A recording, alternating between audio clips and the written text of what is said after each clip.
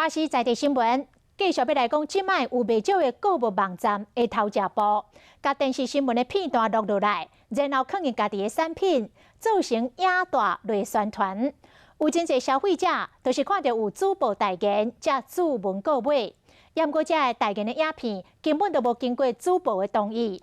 若是物件买咧有消费的纠纷，消费者甚至会怪罪主播甲电视台。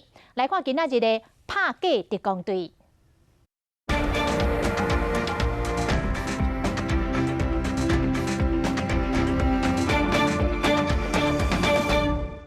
会拿来煮汤、煮粥、煮面，但这都还好。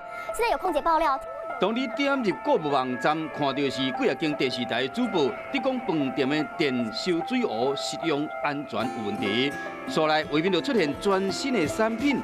消费者看到这一连串的消息，真有可能就是想要买，不过爱谨慎。主播在跟他播的时候，就会你好像跟他背书一样啊，我会比较信任嘛，对不对？至少他是在广播之下呀。 千万爱先了解一下，这个网站敢真正是甲电视台新闻主播合作？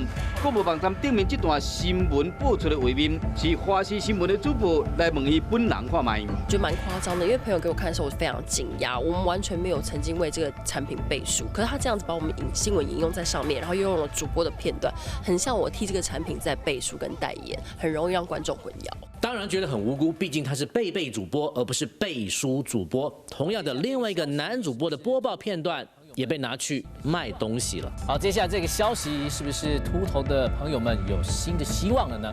这个新闻讲的是对头毛生长相关的消息，点开这个网站规段，互摕去做发毛水的广告。这已经是2年前的新闻啊，不过这2年来，经过几下摆修改，变成增加网站点阅率的影片，这绝对不是这个主播愿意的。你取缔了以后，他可能会等于说他又下架，然后他就成立另外网站，然后常常死灰复燃。修法上要去修法，然后针对那个网络上传输业者也。 给他课一定的一个刑事责任。不过，包括网络的经历、保地大队的经历，追查到最后，网站若不是设伫中国，就是设伫东南亚，安尼就无度去追查落去啊。所以讲，这款情形会搁发生。消费者要买进前爱细字，这是你熟悉主播，不过伊干那伫报新闻尔，唔是鼓吹你买物件。